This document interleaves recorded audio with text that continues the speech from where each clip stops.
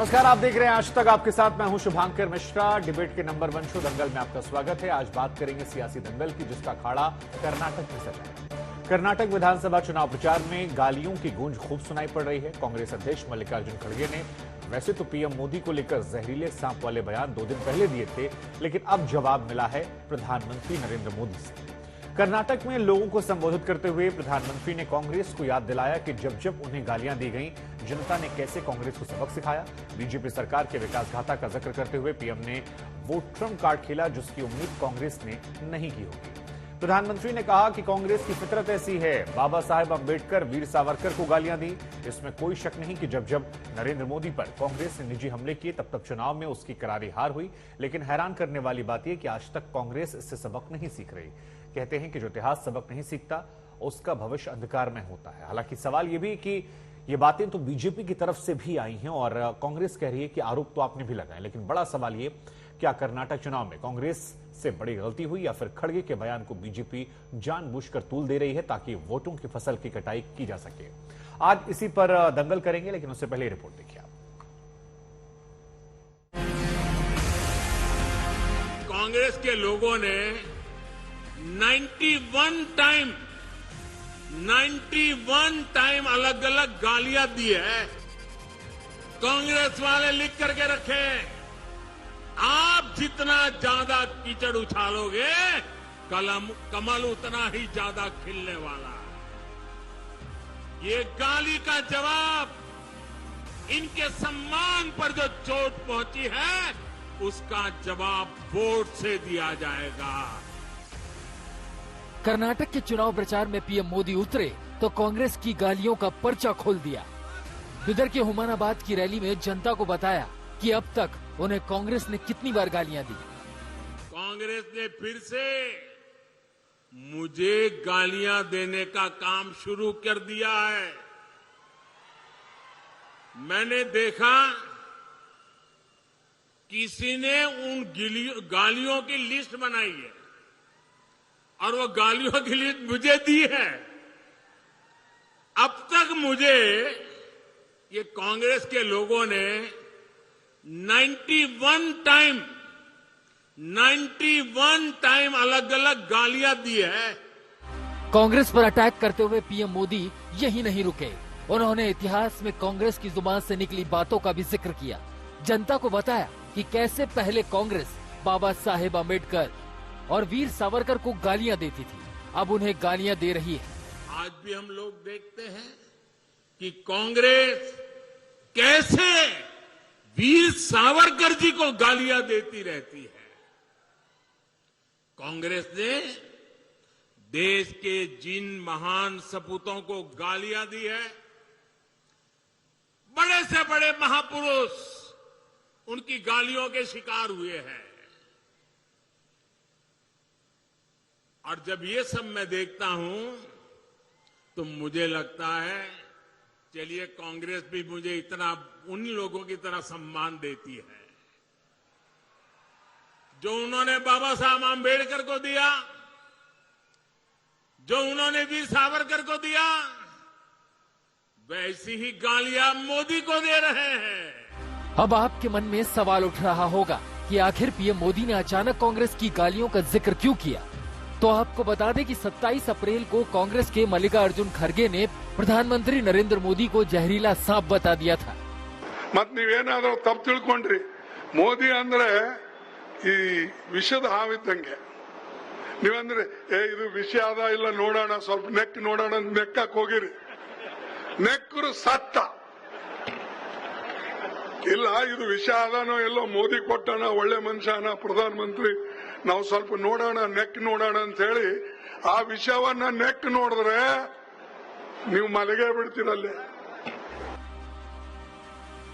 खड़गे जब मर्यादा भूले तो बीजेपी आक्रामक हो गई। पीएम मोदी पर निजी हमले ने बैठे बैठाए बीजेपी को मुद्दा थमा दिया। मोदी जी सांप नहीं, देश की सांस है, जनता की आस है, लोगों का विश्वास है। जैसे ऑक्सीजन पूरे शरीर को जीवन भी देती है और स्फूर्ति से भर देती है, वैसे मोदी जी ने देश को नव जीवन दिया है, सत्ता जाने की छटपटाहट है, इसलिए कांग्रेस के विषकुंभ से जहरीले बयान निकल रहे हैं। उन्होंने क्या बोला वो पूरे देश ने सुना। और अगर बीजेपी की आइडियोलॉजी के बारे में बोला तो बीजेपी की आइडियोलॉजी है क्या? राष्ट्र प्रथम।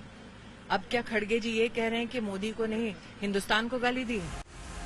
हालांकि कांग्रेस के अध्यक्ष मल्लिकार्जुन खड़गे अपने बयान पर सफाई देते रहे। उन्होंने जहरीले सांप को बीजेपी से जोड़ा, लेकिन जैसे तीर कमान से निकल जाता है वो लौटता नहीं है।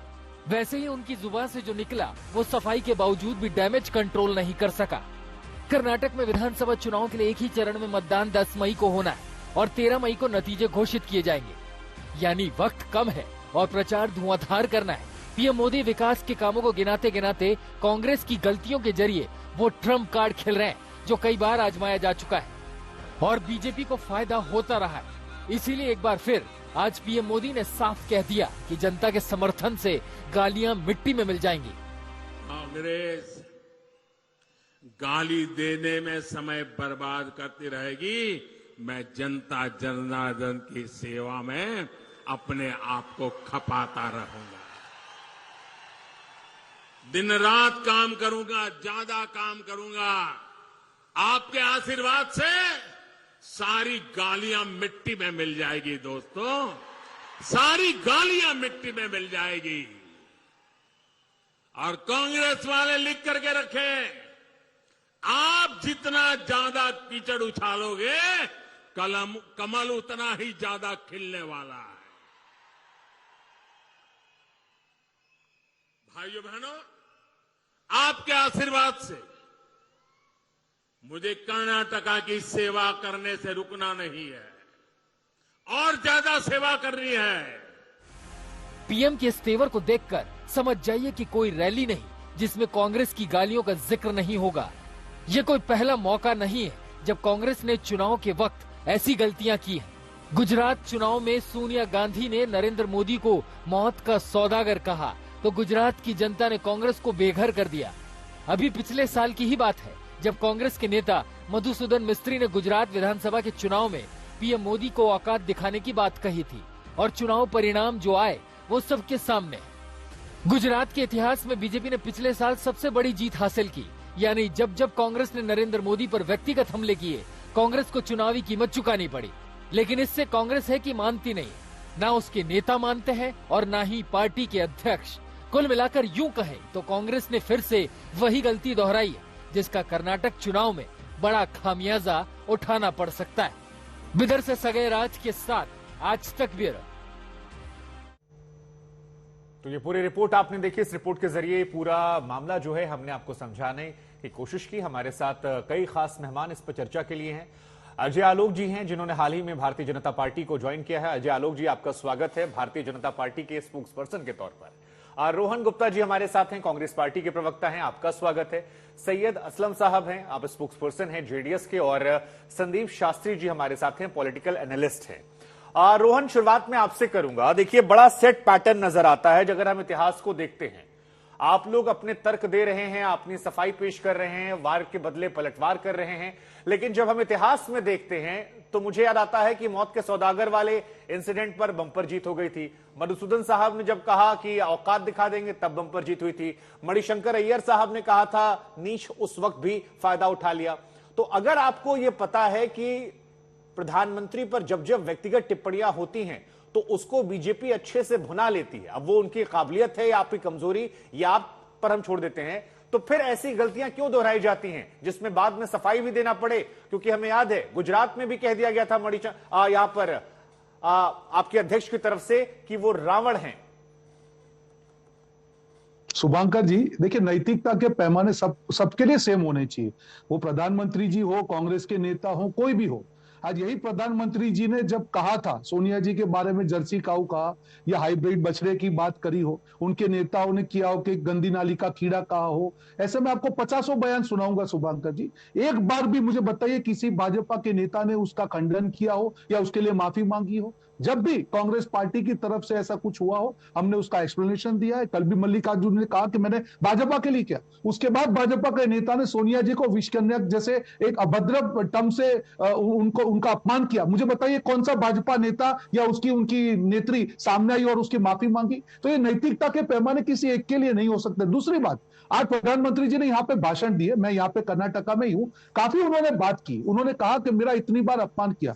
क्या उन्होंने एक बार भी कहा कि कर्नाटक की जनता को किए गए 90% 90% वादे आज तक वो पूरे नहीं कर पाए, नहीं कह पाए? उन्होंने कहा कि मुझे कर्नाटक को देश का नंबर 1 राज्य बनाना है। 5 साल किसकी सरकार थी? आपने क्या किया 5 साल? 40% कमीशन का सरकार बना के जनता का शोषण किया। उनके जो मुख्यमंत्री है, मैं आपको कागज ये दिखाना चाहूंगा शुभंकर, उन्होंने कहा कि हम हमारा रिपोर्ट कार्ड दिखाएंगे। अरे आप क्या खाक रिपोर्ट कार्ड दिखाएंगे? 600 में से 10% से भी कम वादे आप पूरे कर पाएंगे? क्या कर्नाटक की जनता को आप मुंह दिखाएंगे? और उसके बाद आपने कर्नाटका की अस्मिता पे जब वार हुआ, जब नंदिनी का जो पूरा केस हुआ, तब प्रधानमंत्री जी एक शब्द भी नहीं बोले कर्नाटका के लिए। जब किसानों पे यहाँ पे अत्याचार हुआ, प्रधानमंत्री जी एक शब्द नहीं हुए। जहां पे 40% कमीशन में लोगों के ऊपर अन्याय हुआ, एक बार भी प्रधानमंत्री जी सामने आके नहीं बोले। आज आप वोट मांगने के समय पे आप अपनी अस्मिता की बात करके कर्नाटका की अस्मिता का अपमान करेंगे और आप ये मान लेंगे कर्नाटक की जनता को माफ कर देगी? बिल्कुल माफ नहीं करेगी। प्रधानमंत्री जो बातें आप उठा रहे हैं, जो बातें आप बता रहे हैं, क्या ये आपके अध्यक्ष नहीं समझते मल्लिकार्जुन खड़गे जी? और बैठे बिठाए, अगर वो समझते हैं तो बैठे बिठाए एक मौका क्यों दे रहे हैं जो आपने गुजरात में गलती की? और दूसरा सवाल सर, एक सेकंड सर, आप बोलिएगा सर, मैं आप ही को टाइम दूंगा, 4 ही मेहमान है, ज्यादा समय मेरे पास है। दूसरा सवाल, नैतिकता की बात आपने की। सर, देश की सियासी पार्टियों में नैतिकता कहां नजर आती है? आज हमने देखा प्रियंका जी जंतर मंतर गई, उनके साथ जो शख्स थे, उनके सलाहकार, उन पर आप ही की पार्टी के एक नेत्री हैं जिन्होंने आरोप लगाए थे कई तरह के, और वो आज भी मौजूद हैं। कितने सारे आरोप हैं। तो राजनेताओं की तो फितरत रही है कि जब आरोप अपने ऊपर आए तो उसको वो गुटक जाते हैं, और जब सामने वाले पर आए तो उसको भुनाने में लग जाते हैं। सवाल फिर वही है, इतिहास से क्यों नहीं सीखा आप लोगों ने? आप कह रहे हैं 1000 मसले हैं, अगर 1000 मसले थे तो फिर यह मौका क्यों देना पड़ा, जिसको लेकर एक इमोशनल फील्डिंग सेट की जा रही है, जहां पर कर्नाटक की जनता से कहा जा रहा है कि देखो मुझे गालियां दी गई, 91 बार दी गई और ये जनता मिट्टी में मिला देगी। बिल्कुल नहीं शुभंकर जी, मैंने कहा ये लड़ाई कर्नाटक की जनता की अस्मिता थी। आज प्रधानमंत्री जी को जो मल्लिकार्जुन ने कहा, उन्होंने पूरा बताया कि मुझे भाजपा के जो विष भाजपा फैला था उसके खिलाफ मेरी बात थी, और मैं किसी व्यक्ति के सामने नहीं बोलूंगा। मैं सामने कह रहा हूं, क्या भाजपा के किसी भी नेता की हिम्मत हुई जब सोनिया जी के खिलाफ ये वर्ड यूज किए गए? एक भी आदमी ने कहा, उनके अध्यक्ष ने कहा कि उस आदमी को बर्खास्त किया गया? हमें उतनी तो नैतिकता है कि जब अगर किसी ने बोला और लगा कि उसका मिस इंटरप्रिटेशन हो रहा है तो हम जाके सामने बोलने की हिम्मत तो रखते हैं। यही फर्क है कांग्रेस और बीजेपी में शुभंकर जी। और मैं आपको दावे के साथ कह सकता हूं, जो भी आज प्रधानमंत्री जी ने कहा, कहीं पे कोई आत्मविश्वास नहीं था। उन्होंने आज किसानों की बात की। आज 31,000 से ज्यादा किसान आज भी लोन वेवर का इंतजार कर रहे हैं। आपको दिसंबर की न्यूज कर रहा हूं। मुद्दे कर्नाटक के हैं शुभंकर जी। आप अपनी बात कर सकते हैं, अपनी अस्मिता की बात कर सकते हैं, पर जिस जनता के सामने आप जाके वोट मांग रहे हैं, और आपके गृह मंत्री कह रहे थे अगर आपको मोदी जी का आशीर्वाद चाहिए तो आप उनको वोट कीजिए। नड्डा जी कहते हैं कि अगर मोदी जी का आशीर्वाद नहीं मिला तो मोदी जी नाराज हो जाएंगे। ये किस प्रकार का अहंकार है? क्या कर्नाटक की जनता के ऊपर मोदी जी है या भाजपा है? कोई नहीं है। और यही अहंकार को जनता चकनाचूर करने वाली शुभंकर जी। कोई भी मुद्दा लेके आ जाए मोदी जी, इस बार काम नहीं करेगा, क्योंकि कर्नाटक की जनता के विश्वास को ये 40% कमीशन सरकार ने तोड़ दिया है। कितनी भी मरम्मत कर ले, उनके पास चुनावी मुद्दे नहीं है, उनके नेता हताश है, उनकी रैली से भीड़ गायब है, क्योंकि जनता ने अपना मन बना लिया है कि इस बार इनको हटाना है और कांग्रेस को लाना है। देखिए, ये तो वक्त बताएगा, क्योंकि अमित शाह दावा कर रहे हैं कि कांग्रेस की मती मारी गई है, गालियां दी जा रही है, इसका सबक जनता सिखाएगी नहीं सिखाएगी, वो हम चुनाव के बाद जब विश्लेषण करेंगे तब बात करेंगे। लेकिन अजय आलोक जी, अगर प्रधानमंत्री ये कहते हैं कि 91 बार गालियां दी गई, जिसमें कई सारे शब्द हैं, नीच, भस्मासुर, दुर्योधन, मौत का सौदागर, औकात वगैरह वगैरह, तो कांग्रेस भी तो कहती है कि हमें भी कहा गया। कांग्रेस की विधवा, 50 करोड़ की गर्लफ्रेंड, इटली की बेटी, खूनी पंजा, तमाम चीजें। तो फिर दाग तो दोनों तरफ से है, बयानबाजियों का दौर दोनों तरफ से है। कर्नाटक के चुनावों को सारा गालियों पर सीमित कर देना और 91 गालियों को जिक्र करके वोट मांगना, यह कहां तक जायज है सर? शुभांकर जी, राजनीति शुचिता से चलती है, और अगर आप सार्वजनिक जीवन में हैं और कॉन्स्टिट्यूशनल पद पे बैठे हैं और किसी विपक्षी दल को रिप्रेजेंट कर रहे हैं, तो आपकी भाषा में संयम और शालीनता होना बहुत आवश्यक है।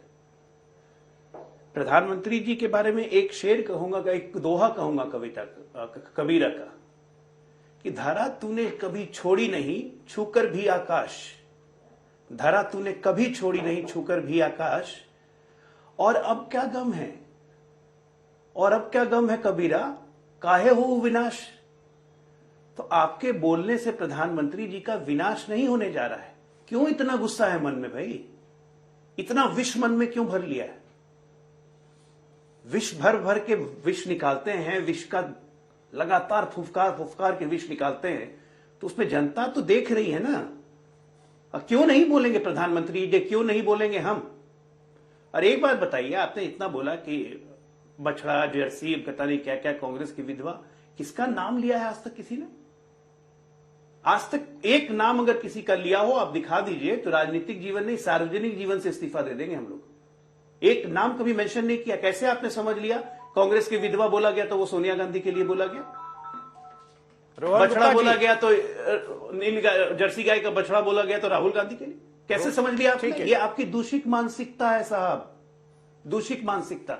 एक मिनट खत्म करो। इन्होंने, अगर आप गाली इसलिए देना चाहते हैं कि कर्नाटक में 5 साल सबसे ज्यादा आजादी के बाद अगर सत्ता में रही तो कांग्रेस पार्टी रही जी। 5-5 नदियां हैं कर्नाटक में, और तब भी सिंचाई की व्यवस्था आप कर नहीं पाए। पहली बार इस 5 साल में नदियों को जोड़ के सिंचाई की व्यवस्था करने की बात हो रही है, और उस पर काम शुरू हो गया।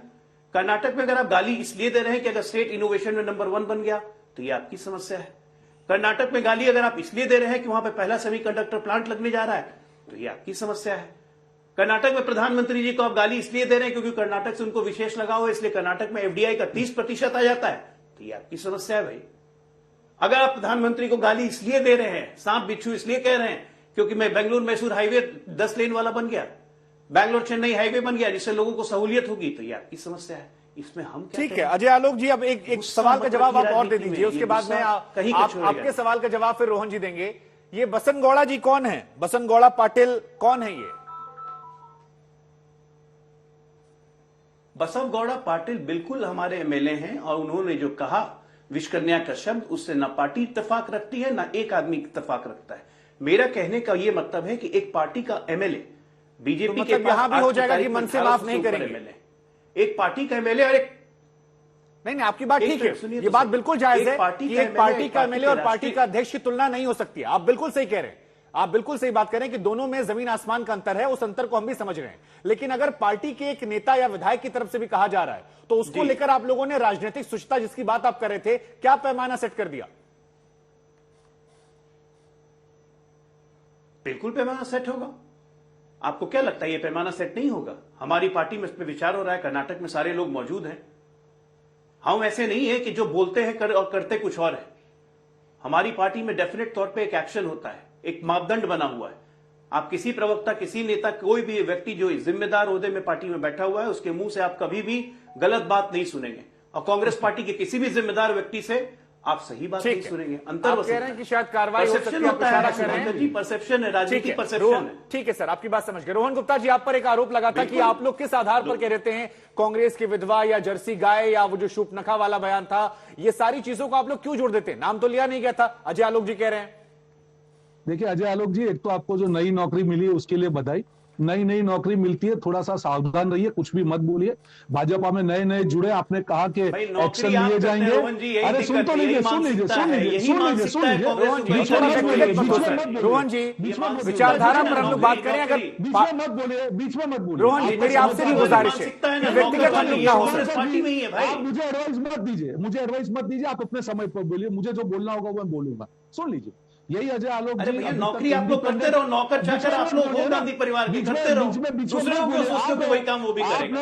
आप वही कर रहे हैं ना, अभी तक आप लोग बाहर रह के कर रहे थे, अब आप अंदर चले गए। मैं तो हर बार डिबेट में आपको बोलता था कि आप कब भाजपा ज्वाइन कर रहे हैं। आज आपने मेरी भविष्यवाणी सही कर दी, उसके लिए आपको बधाई मैं देता हूं। शुभंकर जी, बात क्या है यहाँ पे? उन्होंने कहा कि एक्शन लिए जाएंगे, आज तक एक भी नेता ने उसका खंडन भी किया, उसकी बात भी की नहीं किए। आज इन्होंने कहा, मैं आपको अश्विनी चौबे, राहुल गांधी जी का नाम लेके गंदी नाली का कीड़ा कहा था, केंद्रीय मंत्री है, क्या उसके उसके बारे में क्या कहेंगे आप अजय आलोक जी? क्या बर्खास्त कराएंगे? आप में है उतनी हिम्मत तो कराइए, मैं आपके साथ बैठा हुआ हूं। ये नैतिकता के पैमाने डबल नहीं हो सकते हैं। अगर जो चीज प्रधानमंत्री जी के लिए आप कहते हैं वो कांग्रेस पार्टी या कोई भी नेता हो, मैं मानता हूं सार्वजनिक जीवन में किसी के लिए भी व्यक्तिगत टिप्पणी नहीं करनी चाहिए, पर आप जब नैतिकता का पैमाना लेके वोट मांगने जाते हैं तब आपको सामने 10 जवाब देने पड़ेंगे कि 9 उंगली आपके सामने, उसका तो जवाब दीजिए। आपने कितनी बार खंडन किया जब कांग्रेस पार्टी के नेताओं के खिलाफ ये स्टेटमेंट हुए? अरे आप कुछ नहीं तो जब सोनिया जी के खिलाफ ये एमएलए ने कहा, आपके खंडन तो कर देते कोई सीनियर नेता, अध्यक्ष बोल देते या बर्खास्त कर देते, तो आपकी नैतिकता के पैमाने पर आप जो वोट मांग रहे हैं कम से कम थोड़ी तो इज्जत आपकी बचती। ये डबल बात मत कीजिए।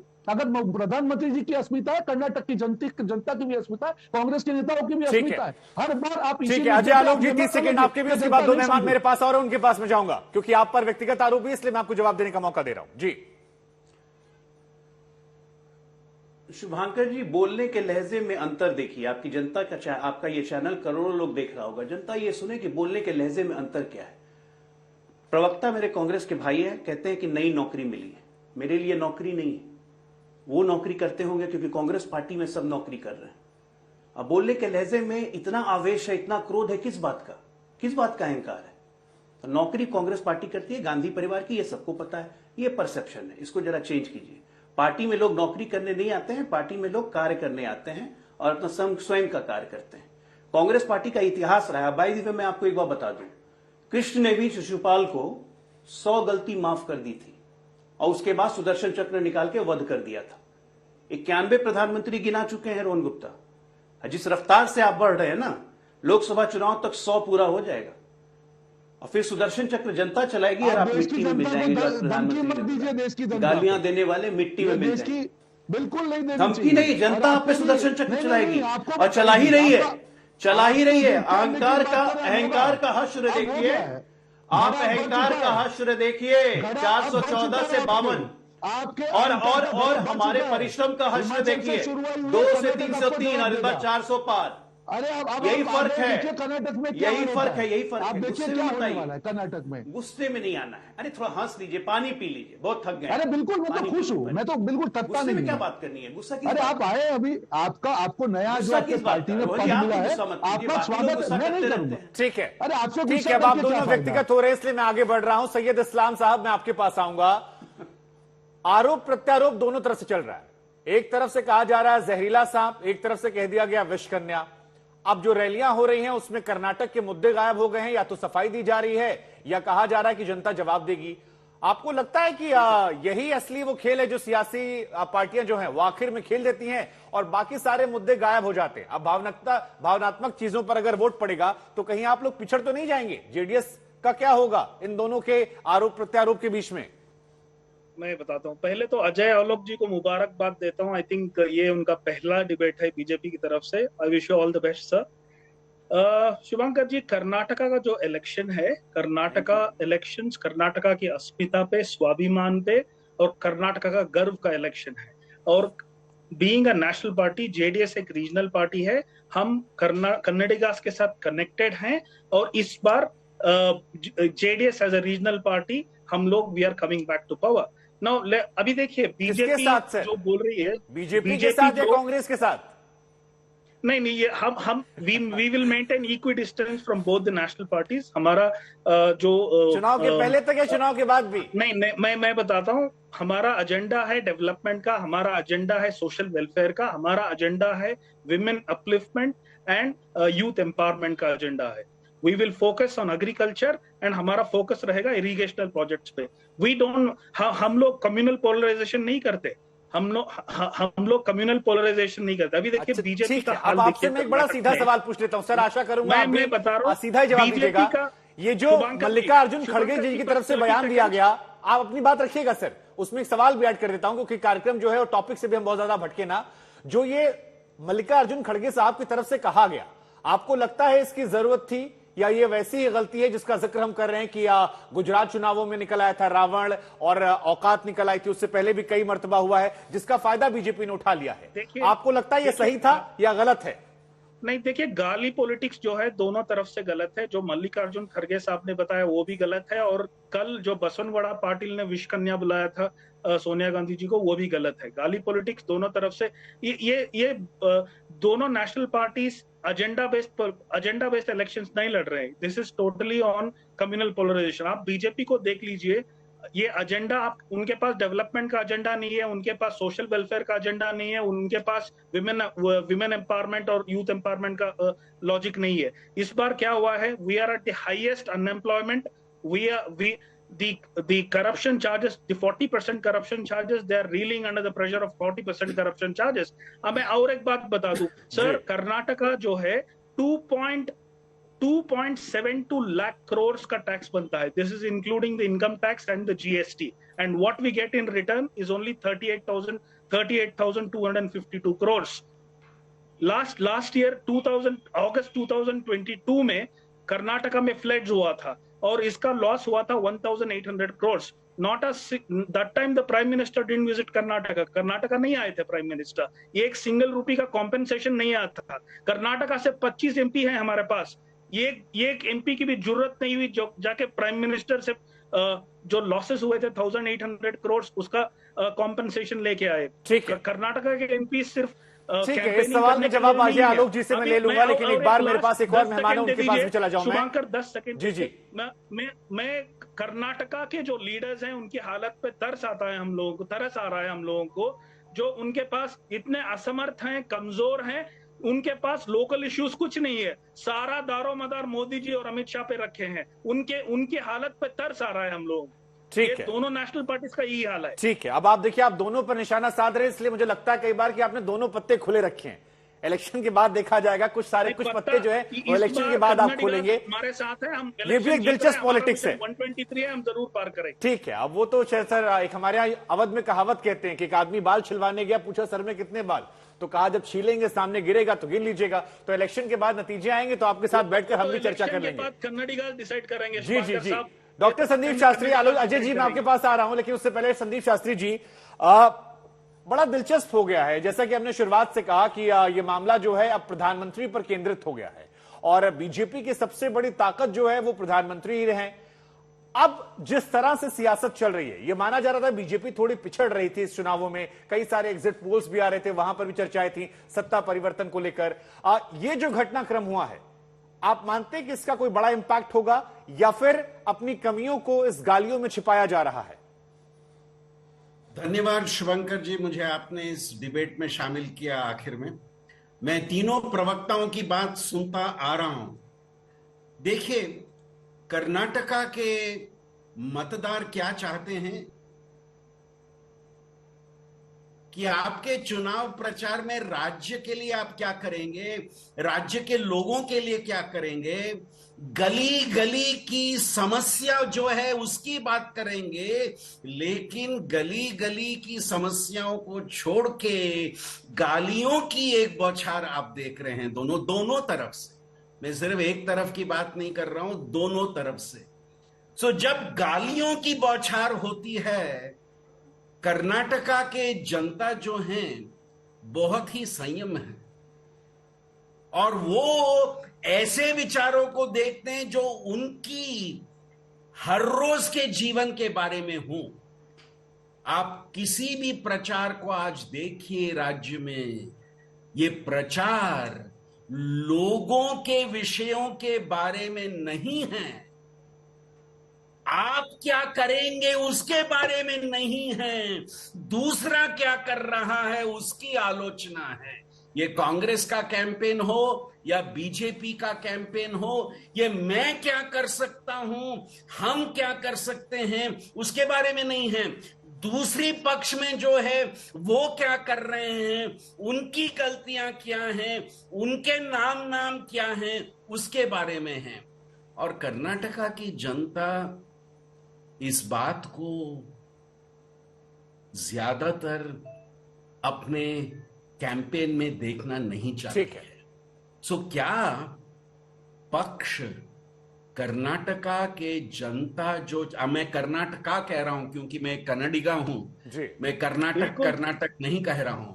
मैं कर्नाटका है सर, कर्नाटका बिल्कुल कह सही। रहा हूं, कर्नाटका के जनता, और मैं दोनों प्रवक्ताओं से कहूंगा कि राज्य की एक जो संस्कृति है उसको आप छुरी पकड़ना चाहते हैं तो कर्नाटका कहिए, क्योंकि वो जब वो कहेंगे आप लोगों के दिल तक आप पहुंच पाएंगे। ठीक है, आपकी बात और का सर जो लोगों लंबो की लुभाव दिल मैं की निकाल पा बात रहा हूं, उसी करिए को आप। लेकर मैं सवाल अजय आलोक जी से पूछ लेता हूं। अजय आलोक जी, शास्त्री जी की बात को जितना मैं समझा उसके हिसाब से ये है कि ये गुजरात की जनता नहीं है, ये कर्नाटक की जनता है। यहां पर भावनात्मक मैसेज काम नहीं करेगा, आपको कर्नाटका के लोगों के मुद्दे उठाने पड़ेंगे। और यही बात सैयद असलम साहब भी कह रहे थे कि आप दोनों लोग गिना नहीं पा रहे, बीजेपी 5 साल सत्ता में रहने के बावजूद बता नहीं पा रही है कि 5 क्या बड़े काम किए, इसलिए आप लोग गली गली की जगह गालियों का सहारा ले रहे हैं। ये आप पर आरोप लग रहा है। शुभांकर जी, शास्त्री जी बिल्कुल सही कह रहे हैं कि कर्नाटका की जनता के अगर दिल में गुजरना है तो कर्नाटका कहिए। कन्नडिगा होने के नाते उनको निश्चित तौर पे अपने स्टेट का जो प्राइड है वो देख के मुझे बहुत खुशी हो रही है, और यही हमारे भारत का भी प्राइड है। अभी हमारे मित्र जेडीएस के कह रहे थे कि पैसे नहीं दिए, पैसे नहीं दिए। अरे डिस्ट्रीब्यूशन ऑफ एड में कह रहा हूं, जीएसटी का बाकी इनकम टैक्स छोड़ दीजिए साहब, डिस्ट्रीब्यूशन ऑफ एड के नाम पे कांग्रेस ने 9 से लेकर 14 तक में मात्र दिया था 94,000 करोड़, और 14 से लेकर 19 तक में इसी मोदी सरकार ने कर्नाटका को 1,26,000 करोड़ रुपए दिए। मतलब कि कांग्रेस सरकार से 140% अधिक। शास्त्री जी, आपने तो देखा होगा सर गलत कि है। हेलीकॉप्टर, इस विश्व की सबसे बड़ी हेलीकॉप्टर निर्माण फैक्ट्री जिसमें कितना लाखों का रोजगार सृजन होने जा रहा है, ये कर्नाटका को मिला। आज बैंगलोर और चेन्नई के बीच की दूरी घट के 2 घंटे की होने जा रही है। क्या इससे कर्नाटका के लोगों को आराम नहीं होगा?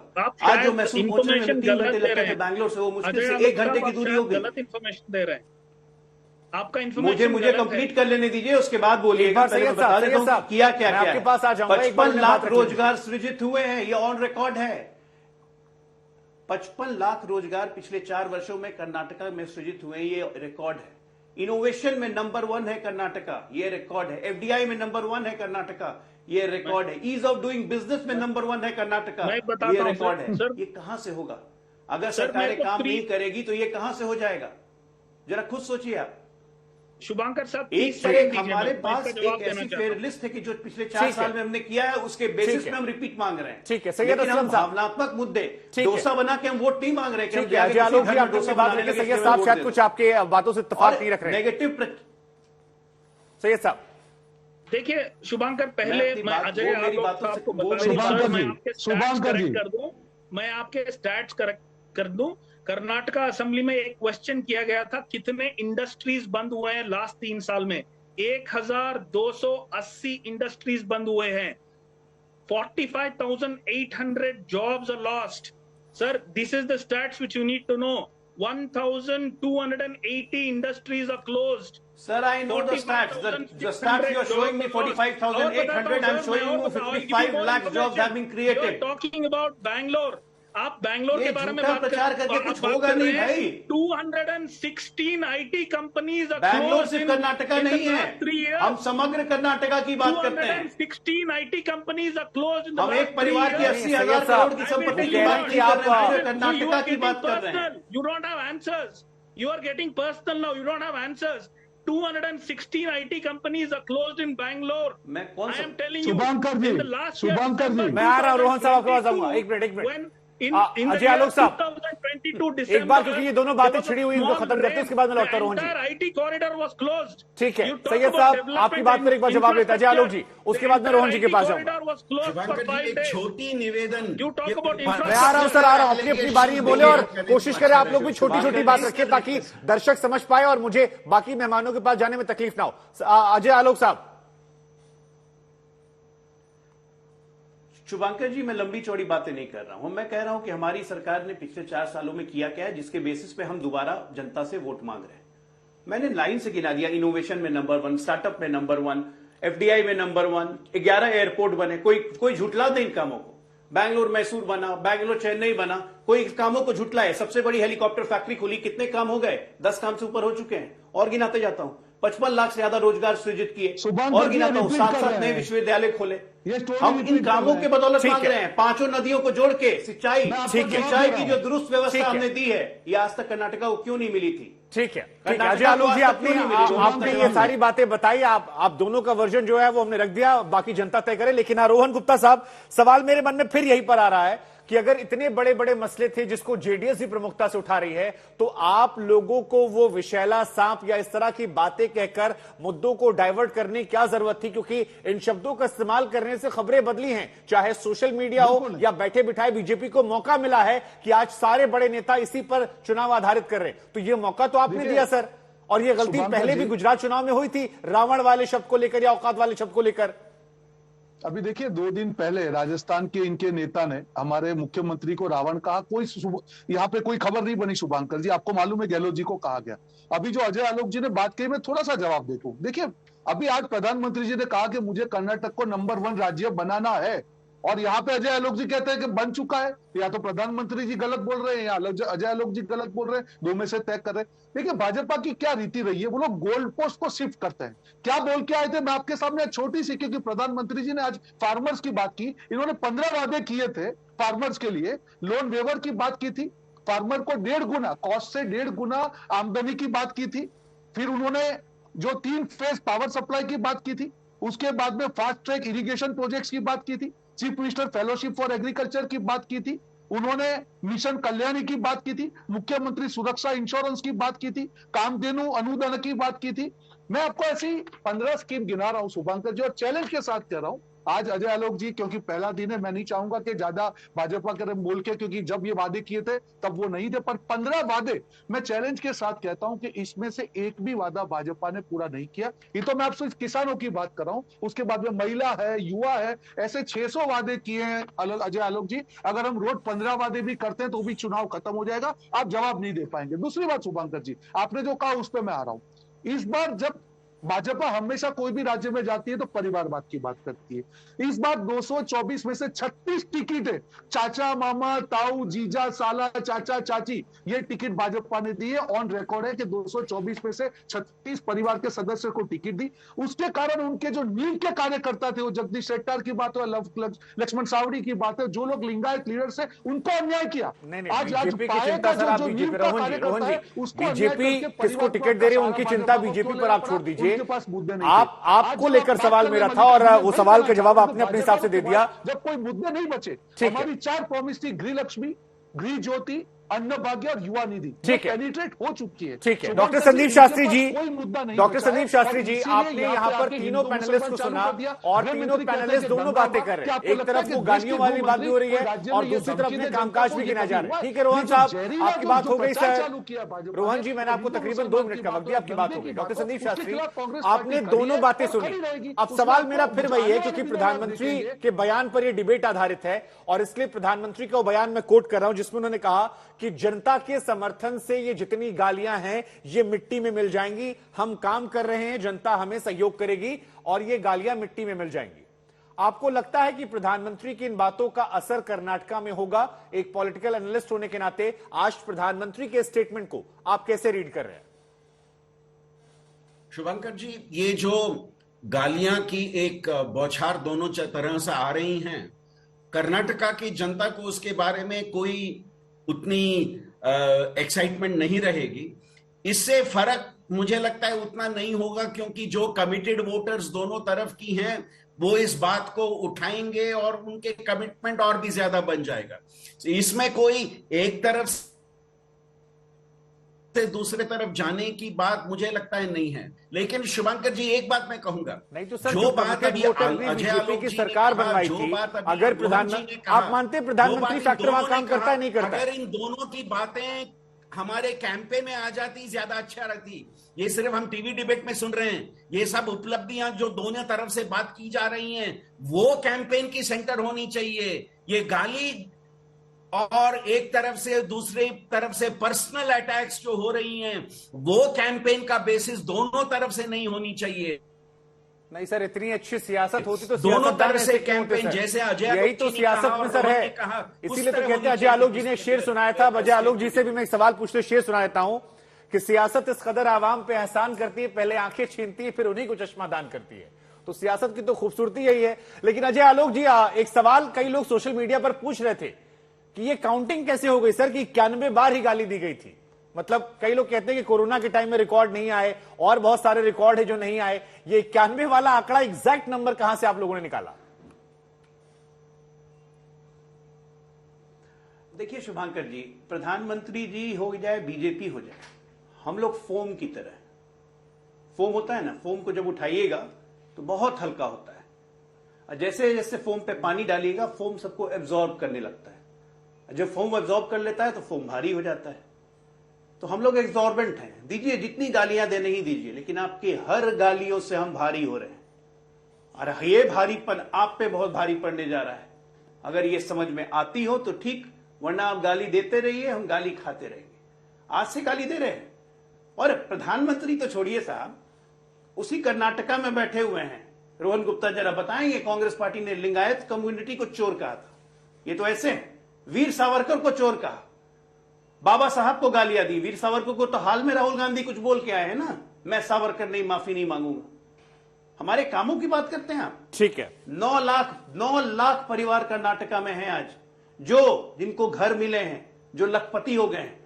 जरा उन 9 लाख परिवारों की कमिटमेंट सोचिए, जिनके पास कोई घर नहीं था, उन महिलाओं के नाम से घर मिल गया है।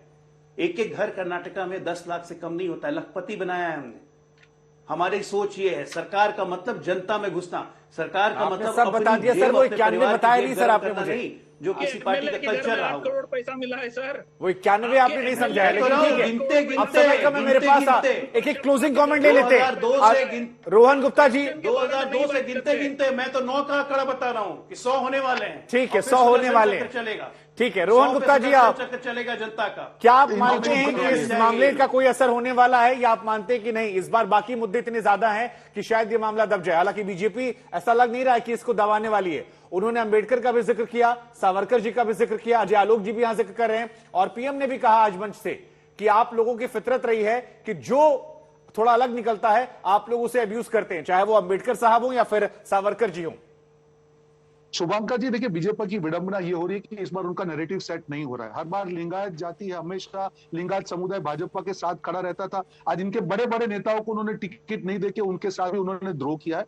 बहुत प्रयास कर रहे हैं लोग नैरेटिव सेट करने पर। ये जो चुनाव जो है वो सेट हो चुका है अस्मिता, कर्नाटका की अस्मिता के लिए, कर्नाटका की जनता के मुद्दों के लिए, कर्नाटका की जनता को किए गए वादे जो पूरे नहीं किए, कर्नाटका की जनता के साथ 40% कमीशन सरकार ने जो द्रोह किया उसके बारे में।